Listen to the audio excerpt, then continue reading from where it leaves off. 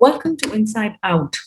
So, my 2021 vision is to bring to you amazing, candid conversations, the stories of people who have a lot to tell you, so that you can actually leverage that to incorporate that as adjustments in your ecosystem and feel the change in a much lesser period.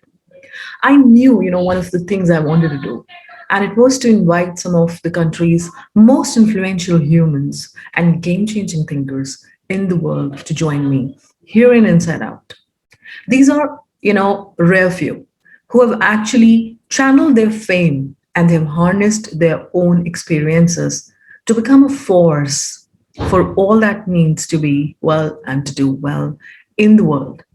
So I'm honored that my next guest on Inside Out is Mr. Arunab Singh. Arunab Singh is an education entrepreneur with keen interest in education technology, outreach, skill building, and teacher enablement. He's also Chairman Fiki Arise. He says he invests his time in delivering leadership trainings and interacting with young learners along with his passion for theater and basketball. It is such a delight, Arunab, having you here with me today, and I really admire your generosity for accepting the offer to grace the space with your presence.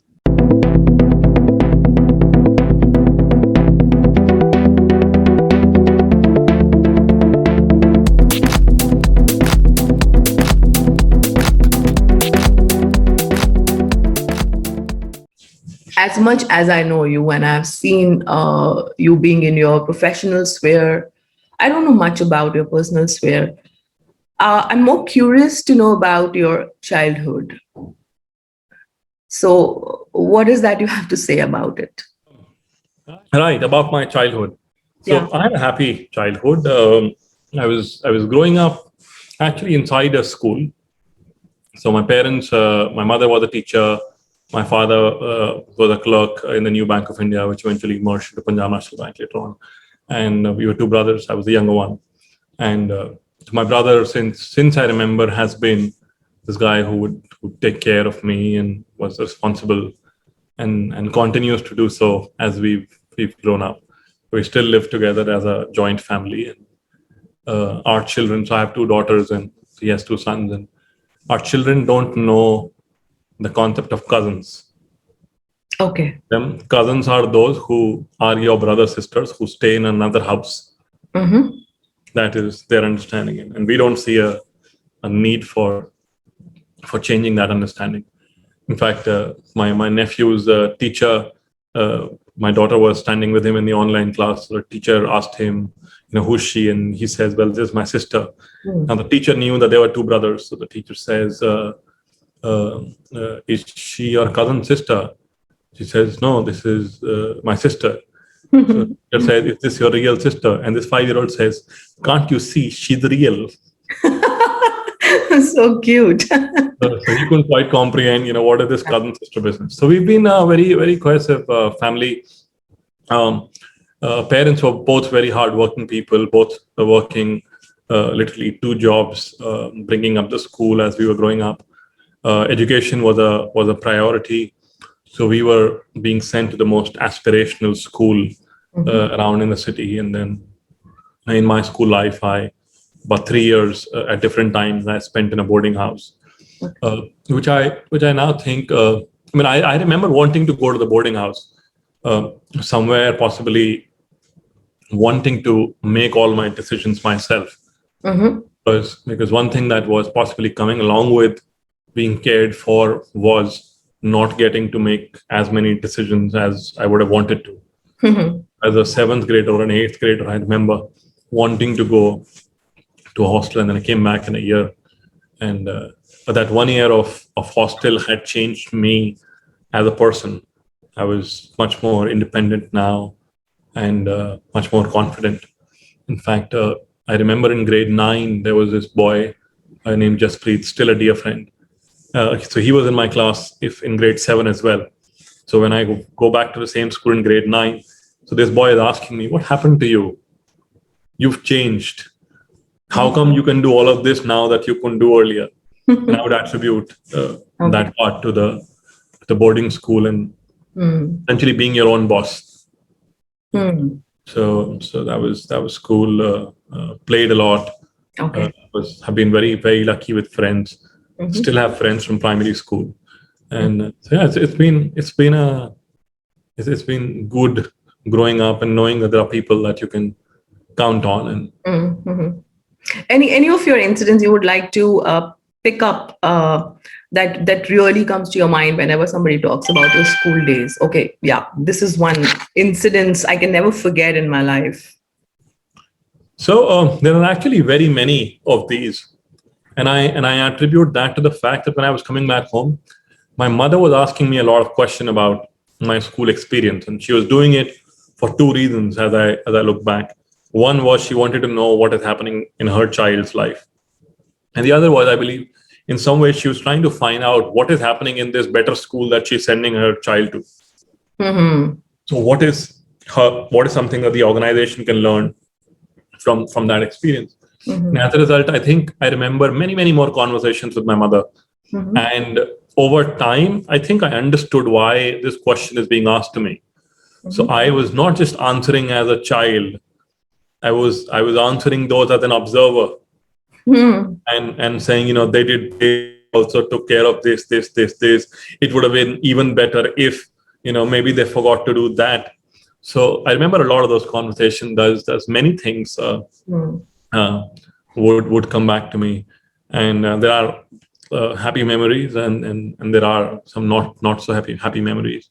So when you say that you were more like an observer there, so how this particular thing has helped you further in your life? Do you think this kind of an exposure actually embedded certain things in your mind that you still carry with you and it is helping you in your current life or your professional life? I think it did. In fact, I remember when I was applying for my master's, I gave the analogy of Eklave, Mm-hmm. to say, well, Eklave was born in the house, and father told half the story when he was in the womb, and this roughly translates into, I was born in a school, and this is what I have seen. Hmm. And it is those stories that I've been born around and grown up. Yeah. So while the years of experience I lack in age, have essentially, I've been immersed with those as I've grown up, and somewhere the admission board took notice of that and included me in. Uh, I think yes, certainly they have helped, and also because there were a lot of the reflective sessions, and those memories were really fresh. When I started to work on the other side in education, if I did not know what to do, I certainly knew what not to do. Hmm. I was very sure of what not to do, Hmm. and ways in which I could make it a safer place Hmm. for children in our care, and rest. I think I would have learned as I grew older. But I'll give you one example. So the first year that I was in school, I remember going on the stage before 1 week before Diwali and speaking to students, talking to them about Diwali and child workers and firecrackers and pollution. And now it is uncool actually, and it'll be good if they didn't burst crackers in the school. And while I was at it in that flow, I said, and I promise you, we will not check your bags for firecrackers. Okay. Mm-hmm. Mm-hmm. And I said what I said, and I got down from the stage, and I was told, why did you say you're not going to check bags? We Yeah. are going to check bags. We always do. Okay. And I said, well, now I've said it, and I think we should trust students. Students, yeah. So for 1 week, I kept on going back to the stage and kept re-promising that I hope you are going to keep your end of the deal, and we will not check bags. And the entire season passed, and the Diwali holidays happened, and not a single firecracker burst in the campus that year, which was something that nobody could understand. Yeah. Now, if somebody would have asked me if why did I do what I did, Hmm. I would have taken him back to the Diwali of my grade 9. Okay. and I would have taken them back to that day in which my bag was checked 5 times in one single day. Ah, so It was that's not the, just my bag; it was a bag of the entire row. Kids who were on different sports teams, yeah. their bags were checked, Mm. and all these kids, they got so fed up with the bag checking that they decided now we are going to burst firecrackers. Crackers, yes, exactly. So and firecrackers, did they burst out? It was quite a spectacle. Sure. So that memory was so fresh Mm. that on this end I had to just do the flip opposite of it and entrust people, and it worked. So Yeah. I think you're right. There are so many things that you learn Mm. as a young learner that you can Yeah. actually And I implement. think we keep doing this because even if I see my kids, I would see them saying, especially my daughter saying, see, I have my children, I'm going to bring up like that. I'm going to do this for them. My son would do the same. They would make us realize, oh, really, we are lacking somewhere. They really don't want us to behave in a particular way. And they would be, preparing in their head inside, okay, when I am in that sphere, I'm not going to do. So this really, like when you were checked on the bags, is what unconsciously it came out when you were on the dais and you declared it. Yeah. So yeah, that's beautiful. And tell me about your the professional trajectory. Like I know you've been to King's College, London, and coming back to the country, and that particular. If you can go back in time and share a few things. Okay, a good question. I like answering this. Um, so, so I went to the best. I think I went to best of educational establishments. I was extremely lucky in India and overseas. And when I graduated from Hindu college, I thought, well, this is the best of the best. And even in school, I'd spent a majority of my time at DPS Ghaziabad and the DPS Noida, and in the middle, that one hostel year that I spoke about, which I think changed the person I became. That was a school called Man Public School in Delhi. I'd forever be grateful to them. So when I went to London, which was my first flight overseas, and um, my exposure when I had reached Delhi University, I think it was the third or the fourth time I was in Delhi. Before that, it was only a picnic to Delhi with the school bus. My exposure to Delhi was minimal. So Delhi taught for 3 years, and then when I took that flight to London, my entire family had gone to see me off at the airport. And then I remember when I had gotten the visa to UK, my father had called his brothers for dinner, and he asked me to bring the passport and showed all of his brothers, this is how a visa looked like. Oh God. So that was the exposure that I had before that, and I'm grateful to my parents who sacrificed so much for me and Wonderful. were actually able to put me on that flight. So reaching there, and part of the course was while there was a lot of theory and discussion, but they were also making sure that we were sitting in classrooms in central London and observing what was happening, and then there would be more discussion that would follow. And when I had gone with this query of how could people of this country be explorers and inventors and invaders and go and conquer the world? What is so different that they're doing? And I think I saw part of that answer in those classrooms.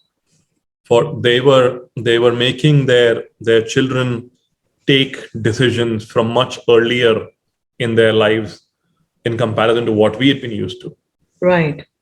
I think at least till back then, we were not even allowing students in their graduating colleges to take decisions for themselves in the classroom or with the curriculum, which was very different in the UK. So a lot of my assumptions were broken. My understanding of the education in West had come to me from Hollywood movies, and the reality was far from that. Different, yeah. It is possibly the same as Hollywood or people overseas look at India from the lens of Slumdog Millionaire, and we know that the entire country is not like that. Yeah. So there was this unraveling of sorts of you need to make the human brain think better. And that has to be the sum total of the learning experience. You need to make children fall in love with learning. And if you're able to do that, then they would find spaces for them to learn themselves. I think one episode that I would say hit home with me would be, there was this school. I now know it was called London Aeronautical. No, London Nautical. Sorry. Okay. And this school had a rescue boat. Acha. The day we were there were kids taking down the rescue boat and then pulling it back up, and then they were repeating it. Okay. And I asked the principal, why are you doing this? And he said, this is a conversation in 2004. And he said, when the Titanic sank, Mm-hmm. that's where he starts. Mm-hmm. Titanic sank, what, 1912, 1913? Mm-hmm. He said, when the Titanic sank, we did a audit and realized that the sailors could have been trained better for sea rescue and Yeah. might have been able to save more lives. So based on that report, we built 8 schools Mm-hmm. and put a rescue boat in each one of them. Mm-hmm. And since then, we've been training our kids on how do you do rescue at high sea, making sure that if ever a Titanic happens again, this time we'll save everyone. Wow, that's amazing.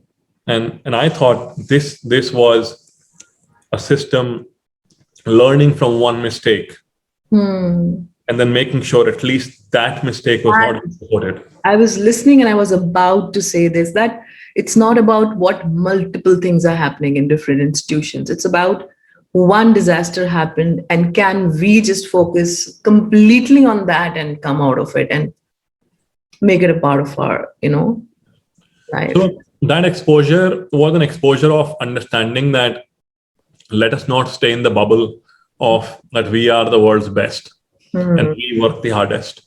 Right. There are people who are ahead of us. There are people who worked harder and who are continuing to work harder and smarter. And we need to learn from the world. True. And then work in your own ecosystem to make it better and better and better. Absolutely. And I think another thing that I learned from that time was be open and transparent. So if anybody comes in and says, tell me, how do you do ABC? Show them how do you do ABC. Tell them that before you did ABC, you were doing X, Y, Z, and that hadn't worked. And this is exactly how you do it. So it's quite normal for us to have schools visiting us in Ghaziabad and for us to share what little we've learned or a lot that we've unlearned. I think it's a journey that all of us are in. I'm curious to know from you, since I'm listening to this last part of what you just said, that like the schools who are visiting you, I just want to know from you, Arunab, is that a part of you because of your own ecosystem, the way you've been brought up, the way you've been exposed to different situations, and that is why you are here in such kind of a state of mind and space? So I just want to ask you, what do we do with the people, or probably for the community, to actually think alike and be on the same platform as you are in? Because I see a lot of things are different from what you've been into, your ecosystem has given you. But there are a lot of people who are just living, they're not that consciously living their life. So a lot is happening, I'm trying to say. So what do you think, to come on a common platform, a same page, what could be your message? I'm a realist. So I don't see everybody coming on the same page. I think we would always be on a continuum. And I don't think I am the person today that I was 5 years back, I was 10 years back, or 15 years back. I think same would be the case with you. In fact, change is the only constant. Right. So if everybody is changing, there is no way that everybody can be on the same plane. That's true. So there would be some people who would be way ahead in their self-actualization, and there would be some people who would be getting started. And it's also about the age of the organization or the stage where that organization is. Where the organization feels I have a secret sauce, I need to save it, or I can only serve so many. So if more people know what I'm doing, they can serve some more. Yeah. So I think it's a continuum, and it's a journey for different organizations, and we shouldn't actually even attempt to pass a judgment on Mm, people who are not as open. mm, They must have had their own experiences mm, why they are the way they are. But I see increasingly, I find myself getting to know people who are ready to collaborate, mhm. and they've realized that unless you're making Coca-Cola, you don't really need to keep your secret sauce to yourself. It's okay. It's okay to share. That's a good example. I mean, that metaphorically explains everything. And Yeah. also, I think schools are beings. They're organic. They're living beings. And even if you were to give me the entire curriculum piece and all of your JDs and SOPs, Mm, um, I can't run your school the way you run it. absolutely. So we shouldn't really be uh, sticky with documentation. Hmm. And I know some people who, like, I remember there's this friend of mine, Anirudh, runs Khetan School in Right. Hyderabad. Hmm. And I'd called on him once and I said, well, I'm making this particular policy. Do you have something? He says, wait, let me send you my HR manual, Word copy. I've spent 2 years making it. It'll be of some help. And Right. I'm like, wow, this guy is like me, That's right. but only more open.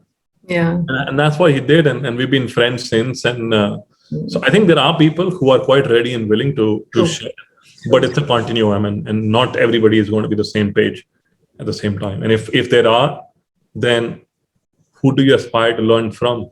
Yeah, there has to be one ahead. Yes, There and there always always, have to be people who are learning still. Yeah. yes, and there always are. And Sure. I, Sure. I keep searching for them. I'm a scavenger. And that makes a lot of sense. I really loved your answer saying that we are evolving, and I know, and I've already believed that yes, there always it's a bell curve. Like after every 10 years, if you look back yourself, even if your pictures, not only your life and the way you are in profession, you look, your pictures are entirely different. You look different. You behave differently after every 5 to 10 years. You're evolving. Yeah. You're right. Would you like to say something about Nehru World School, which you're heading? Right.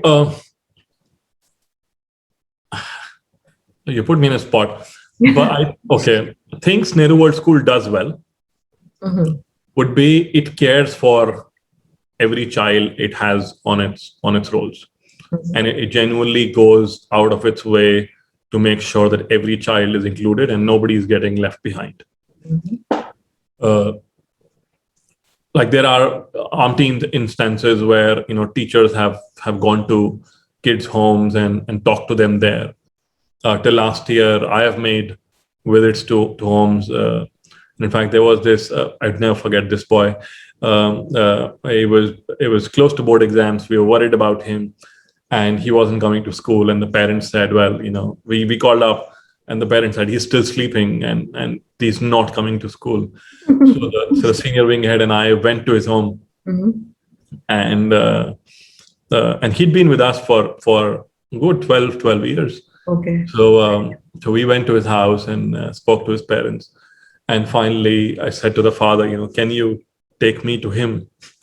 So, so he did. I shook the boy. Oh, really? He opened his eyes, and Shocked. I'm talking to him, and I'm saying, you know what? Do you want to get up now? It's quite late. And while he's looking at me, he's not able to believe that he's seeing what he's seeing. Was able to breathe even. Oh, it was such fun. It was such fun. So finally, he did get up, and I said, "Well, you go get dressed, and if he had a cup of tea while he got ready." And I took him to school with me. I genuinely think that I think we give our best shot at making sure that we reach out to every child. Mm, Something that Nehru World School can improve upon, it can learn to tell its story better. mm, I think we are very busy in doing what we are doing, mm. and there are people that we can learn from of how do you tell your story better. Yeah. How do you celebrate those milestones? Mm, Um, So I think that's something that we can learn. But we have a genuine intent of doing the very best for children in our care, and that is something that we would want to continue as we go along. This is for many schools. COVID has been a difficult year, Right. um, and it was a difficult year for us as well. But one thing we learned was that this was the first time that our parents were seeing our teachers perform. Mm-hmm. Because till now, only the child used to come to school. Yeah. Now the parents were in school as well. Mm. And they were seeing how prepared the teachers were with their lesson plans and how much effort had gone in the lesson. And I think that really sort of developed this bond between the parent body. There was also this mother. I would again not forget this mother. She came to me, and I think it had only been a couple of months since the lockdown had happened. Okay. And she came to me and she says, I used to come to you and tell you how your teachers don't teach well. I just couldn't control myself anymore. I see your teachers work every day, and I know that it was actually I who thought wrong of the teachers, and I just came here to tell you that I'm sorry. Wow. And that one testimonial meant the world for me. Absolutely. So this year we're actually seeing 18% upward trends in people's interest in the school. Which is quite a trend on the other side in comparison to what I hear from other people in schools. So I think so that's, we don't know how to tell a story, but when people get to see what we do, they tend to understand that we're doing okay. So what do you think, the opportunity of the parents coming online and being able to see the teachers there, which they were not able to do that before? What do you think schools can redesign to actually, when they go back offline, they still are on the same feeling for the parents? So I think our parents' involvement is going to be much more in this new normal. And also something that we are planning on doing right now, even when we made this year's academic plan, was we had already planned for I think 2 weeks plus 2 weeks or 4 weeks of online only engagement. Okay. That we don't want to forget this learning that we've had. Yeah. We want to learn from that Titanic. Right. So we had built in this online element into our academic plan. And I think we would also want to have parents come and sit in our classrooms more, actively participate in students' learning. They can do much more than just be passive observers to learning taking place. And that would be the biggest learning that we would take from this time. I'm curious to know about you and your mother's relationship. You'll be wondering all of a sudden one question is popping up. I don't know. While you're talking, initially when we began conversating, it was subconsciously going on my head that I feel somewhere inside that you really admire your mother. She had been an influencer to you. I don't know. That's my feeling. So I just want to know. So you picked it right. You picked it very right, and not just my mother, but also my father. So my father had a bank job, and along with the bank job, he was making sure that all the paperwork and administration of the school was something that he was taking care. And they were not born in money. So the school's journey was a little rental flat, and then one tin shade structure and another tin shade structure, and then double shifts of school, and then gradually, organically, the building got sort of made. So I've seen my mother do 2 shifts of school and run her home and educate her 2 kids. And that already, even in your brain, is sounding like, work of 3 people.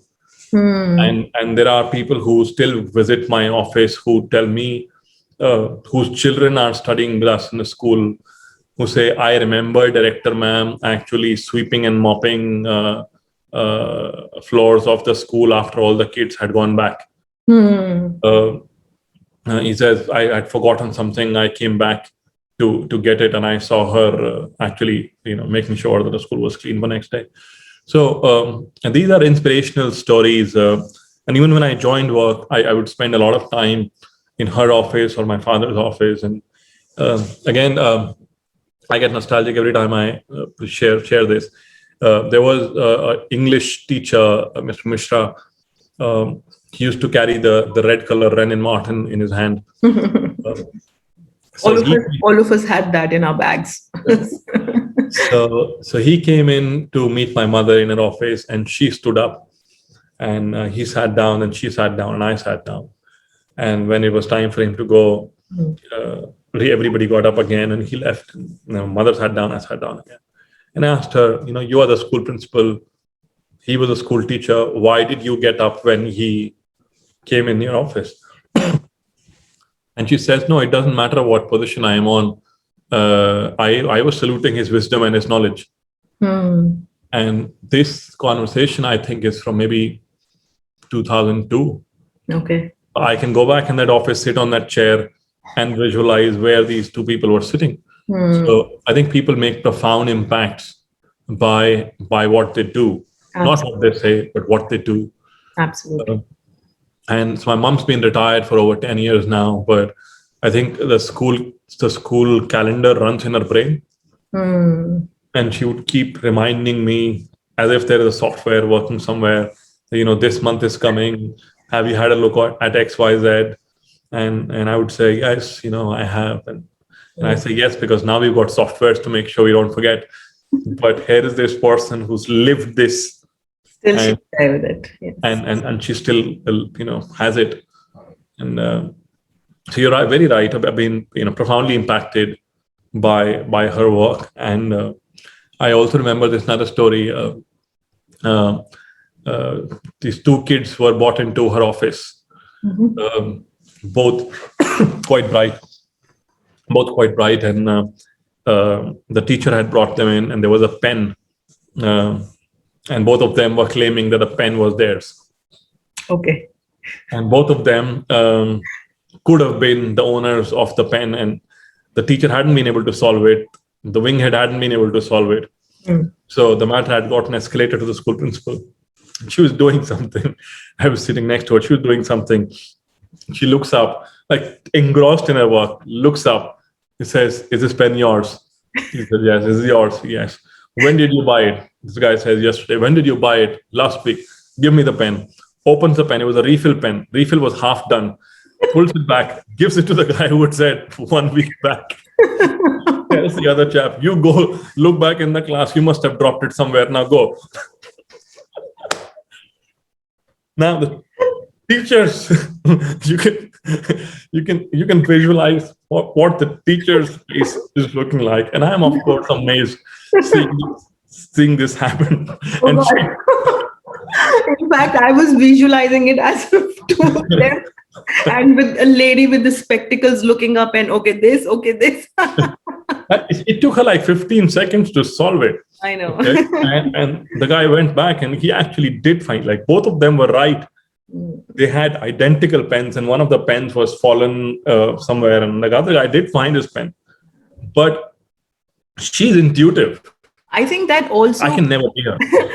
That I believe that intuition comes when you've been into this sphere for a lot of time, and you've been dealing with such things over and over again. And then finally, the experienced people become so intuitive that they can just look at the children and say, okay, this is it. So I would add one more thing to it. And I will go back to another conversation from 2005, September. There was this professor, his name was Chris Winch. He taught me teacher development. Okay. And for the last class, he'd taken us out and got, all of us food and drinks. And he says, one last lesson I want to teach you people. And this is a class of 38 students in, I think, 32 or 28 different countries packed around him, where he's just announced he's going to give us the last lesson. And he said, experience does not teach you anything. And he paused. And there was silence like this. And he continued and he said, but reflecting on your experience does. Yes, exactly. And that is my last lesson to you. And as a 21-year-old, that was magic to my ears, because one of the things I was most concerned about was all of these people are way elder to me, and I have so many years to catch up. Mm. What that man had just told me was, no, you don't need to make that jump for a decade. You need to make that jump once. You reflect upon it and jump better the next time. So it is experience, but more than that, reflecting on that experience that perhaps makes us better practitioners. Makes a lot of sense. Yes, absolutely. And I think each day is, open for you to reflect on. Each Yeah. moment, each hour, you can actually choose to reflect and go ahead with it. I think that's how my wife has learned to deal with me over 14 plus years. And she's a very reflective person. Okay. Yeah. So she probably has figured that out. I think in that case, all the wives, I would say, are very reflective. Could be all the husbands as well, just the other partners. The success mantra of a happy relationship is to reflect upon and then try and improve yourself a little more, or improve your spouse a little more. Oh, whichever way. I mean, it depends on the situation. Yeah, that was amazing. Great. I don't know. I've always, whatever meetings I've had with you before, I've always felt that there is back end story. And that is what, inclined me. I was trying to connect to you for a long time. I thought, okay, let me just wait for some time and I'll approach Arunab. I always felt when I saw you that you might be having a lot of things and a lot of stories to tell. I've tons of stories to tell. I think I've been very, very lucky. There are two more stories that I want to tell. They're not contextual to the conversation that we are having right now, but they are deep stories for me. Mm-hmm. So I remember growing up, I think I was a fifth or a sixth grader, and I wanted these inline skates. I now know they're called inline skates. Inline. Those single line, no? Yes. Fluorescent color. Yes. And back then, I did not know that is what they were called. To me, they were just roller skates with tires in one single line. I did not know they were wheels. They were tires in one single line. So I've been wanting them for a very, very, very long time. And then I think it was somebody in my class who told me that you don't get them in Ghaziabad, but there is a place in Delhi called Ghaffar Market. Yeah. And that is where you can find them. So I spent another 6 months convincing my parents that this is what I wanted. So one fine day, that day came, and I was sent to Ghaffar Market with my chacha, who used to go there for some of his business, along with my brother. Times were tough, but I'd been wanting it for over a couple of years, I think. And so my father gave me 1,000 rupees and said, here are for these skates. And then he gave me another 1,000 rupees to say, this is for emergency. Okay. So I'm wearing these denim shorts, and I have 1,000 rupees, two 500 rupees notes in one pocket and two 500 rupees notes in the other pocket, and off we go. So we reach Ghaffar Market, and there's this little shop, and I can now see these inline skates, whatever name I knew them as. So, and it's a very small shop, like the size of a table. So I am standing, and behind me is my elder brother by 3 years, and behind him is my chacha. So this guy gives me the skates to hold in my hand. You're excited. I'm super excited. I could make it. I'm touching it, and it's glossy, and I'm turning it around, and I'm like, I've just found the world. So after I've seen it, I look up to him and I asked him how much. And this person says 2,000 rupees. In that moment, I know I have 1,000 in one pocket and another 1,000 on another pocket. And I give the skate back to the boy. And I said, nahi, ye chote ho jayenge, 6 mahine mein ye nahi chahiye. And I turn back and I walk. So my elder brother was 3 years older to me, but I think he'd also understood that there has been this moment And I don't remember him saying anything to me or my chacha saying anything else. And there was no conversation about that skate. And we came back and I gave my 2,000 rupees back to my father. And I said, nahi, yaar, nahi chahiye, maine dekh liye, wo to usme to adjustable nahi hai, wo chote ho jayega. And life went on and I never had those inline skates. But now I did not want them anymore. Many times I've gone back to that moment to figure out how was it done. Is there a formula to do that? That you empower the child, put money in his pocket, allow him to take that decision, and he takes that decision that this is not worth it and comes back home. I'm still to figure that out, but I'm attempting to see if I can do some tinkering with my children and see if they can grow up with that kind of a thought process or an even more evolved thought process. That was story one. I think in story one, it's more about trusting your own children and also kind of pushing them into the world, because I think parents can well see from where is he coming from when he comes to me and demands for the inliners, and they can sense it well. And I think this way your father actually pushed you into the pool and let him swim by all. I mean, that's how he did, maybe, and he trusted you that you will be able to come up. I mean, there are so many dimensions to that. Yeah. That if you start to dissect it, yeah, and you say, okay, I can, as an educator, I can see so many layers of conditioning that are, cascaded one on top of another.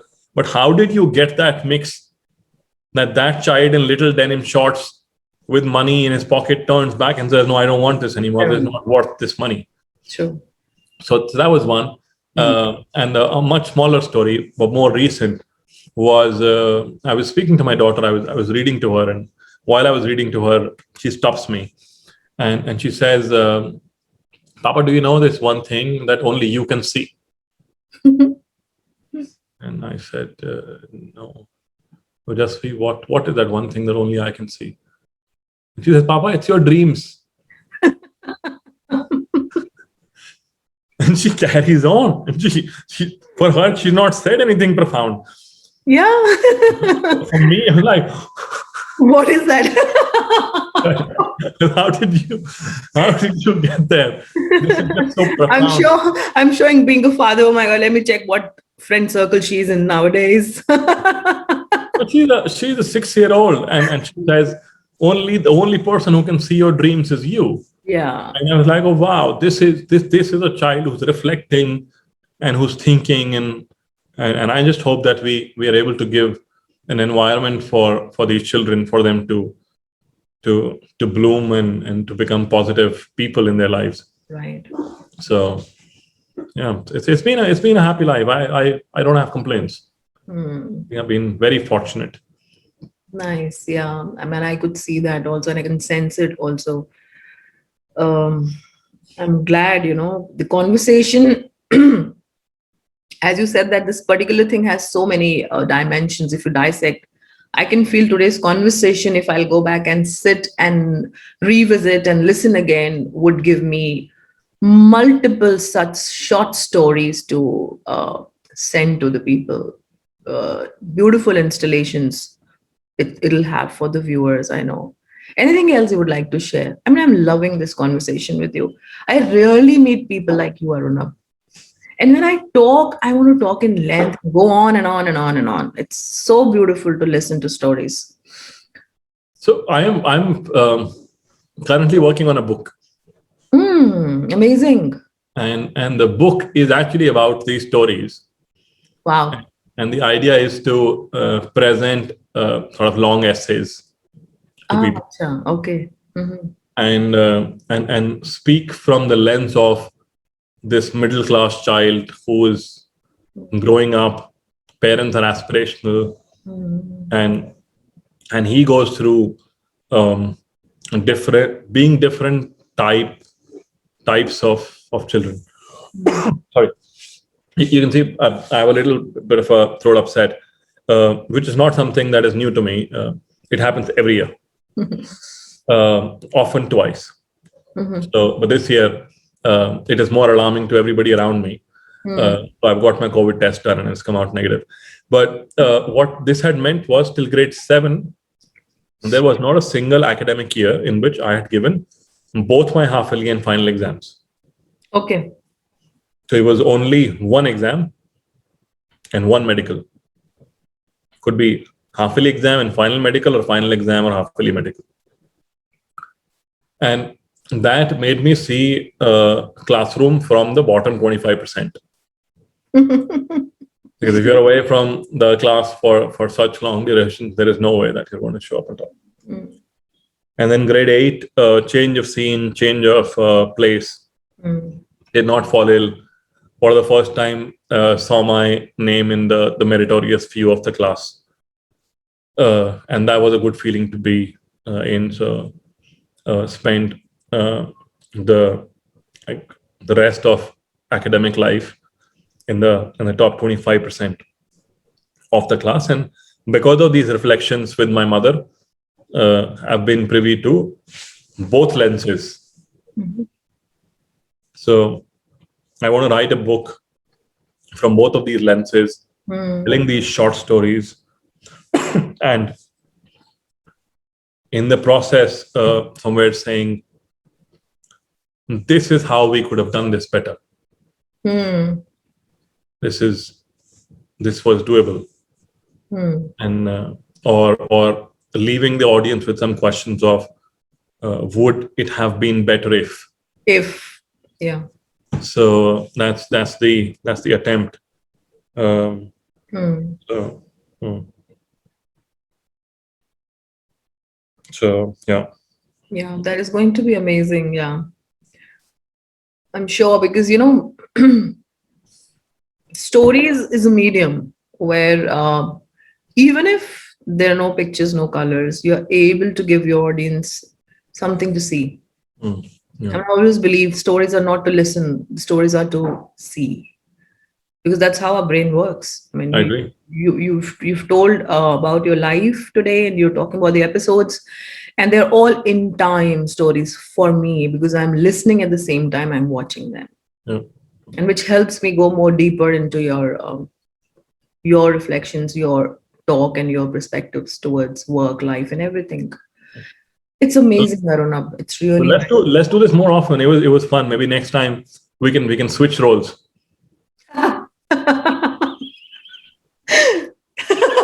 yes, why not? We can reverse the roles too. I don't mind at all. And I'm waiting for your book also now, since you've told me. It's amazing, we need people like you to come up, write stories, because they that's the way to go. I mean, I am personally fed up of reading books. Gives you lectures and there are researches. I mean, whole pandemic, I was on the researches and all. Now I'm looking forward to having real stories. Thank you so much. Thank you. Thank you so much.